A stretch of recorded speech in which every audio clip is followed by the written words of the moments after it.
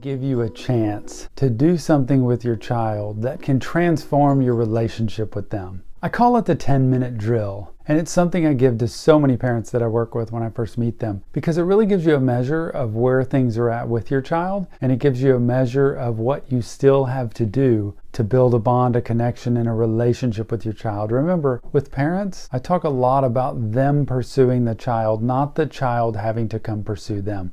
I'm going to break it down step by step. You get out there and you give it a try and see what you think. Activity starts with 10 minutes alone with your child. Toys, blocks, Legos, dollhouse, puppet theater, building things, nothing electronic, nothing distracting, no phones, no other outside influences, no other people. Try to take 10 minutes with your child, uninterrupted time with basic play materials. It will help you take away the rest of the world and focus on the play that you're doing. So remember, no electronics, no distractions, just you and your child.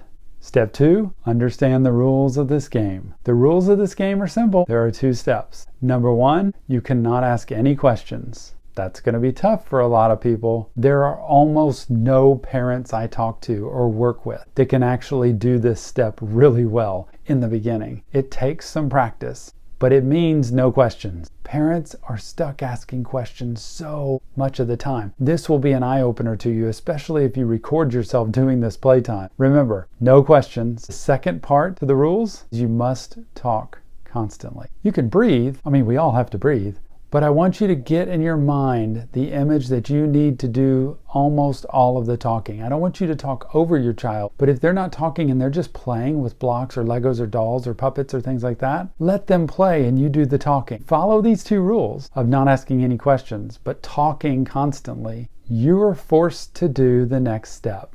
The next step you're forced to do is to either talk about what they're doing or talk about how they're feeling. And so remember, you can't ask questions like, are you upset? Are you frustrated? Are you excited? Are you happy? Are you sad? You can't ask any questions, but you must talk constantly. So if you look at their face and they're trying to get something and they can't seem to get it and they're frustrated looking, then you say it looks like you're frustrated. It seems like you're having a hard time getting that put together. It looks like you're really excited building that thing higher and higher. So one is you have to look at how they feel. The second is you have to look at what they do. If you think about an announcer of a basketball game on the radio, they do the play-by-play. So if you're not watching a basketball game, but the announcer is telling you about it, they're going to create an image that helps you visualize that game, to see where players are moving, to see how they're scoring, to see what the atmosphere is like. If they do it well, you'll get a good picture of that game. That's what I want you to do with your child. Talk about what they're doing so it's really descriptive, like if I'm listening to it from another building, I could hear and get a picture of everything going on. And number 2, I want you to notice their feeling. So it's going to look something like, I can see that you're putting that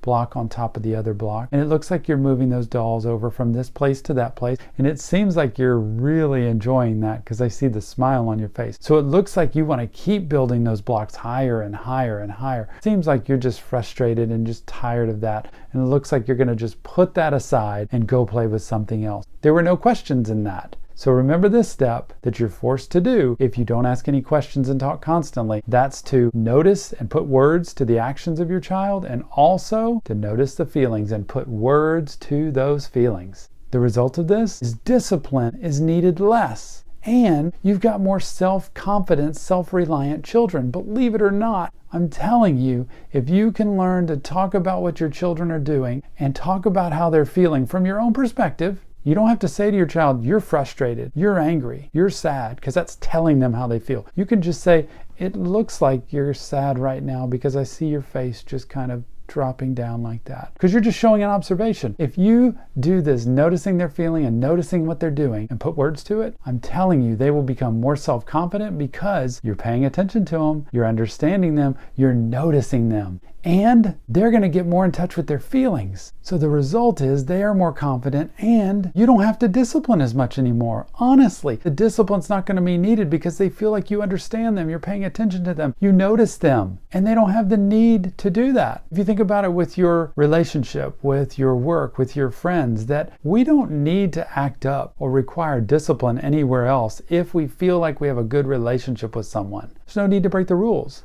So remember the main points behind this 10-minute drill. Number 1, it's the activity. Find a space, play materials, no outside distractions. Number 2, don't forget the rules. No questions, but talk constantly. Number 3, you're forced to do 2 things. Talk about what they're doing, talk about how they're feeling, which is going to help them feel more bonded and connected. And number 4, the result, more self-confident children, less need for discipline. Get out there and give this a try. I can't wait to hear how it goes.